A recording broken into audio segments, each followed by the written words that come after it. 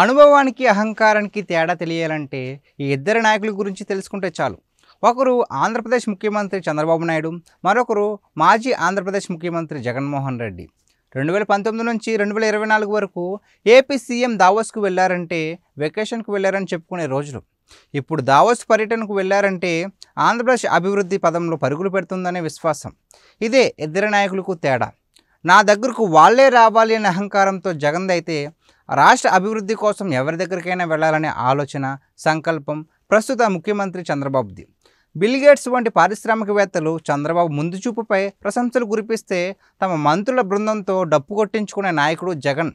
YCP అధికారంలో ఉన్న 5 ఏళ్లలో పారిశ్రామికవేత్తలు ఆంధ్రప్రదేశ్కు రావాలంటే భయపడేవాళ్ళు.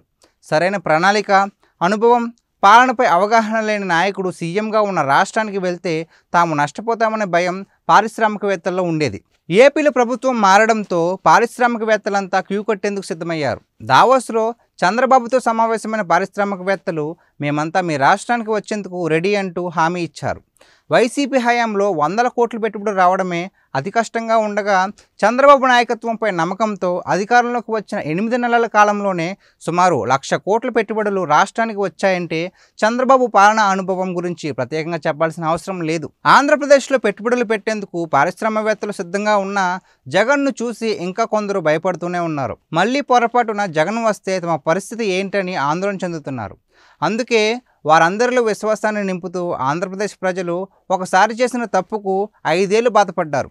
మరోసారి అలాంటి పొరపాటు చేయరు. నిరభ్యంతరంగా రాష్ట్రానికి రావాలంటూ చంద్రబాబు పెట్టుబడిదారులకు స్వాగతం పలికారు.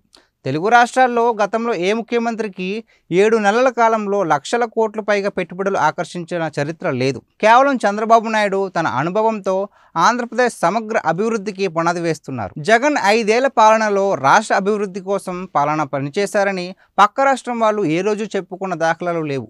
కానీ చంద్రబాబు పనితీరుపై తెలంగాణ ఐటీ శాఖ మంత్రి శ్రీధర్ బాబు సైతం ప్రశంసలు కురిపించారు. తమకు ఆయన ఓ మార్గదర్శి అంటూ చెప్పుకొచ్చారు. దావోస్లో చంద్రబాబును దగ్గర నుంచి చూశానని, ఈ వయసులోనూ రాష్ట్ర అభివృద్ధి కోసం ఆయన పడుతున్న తపనను గుర్తు చేసుకున్నారు.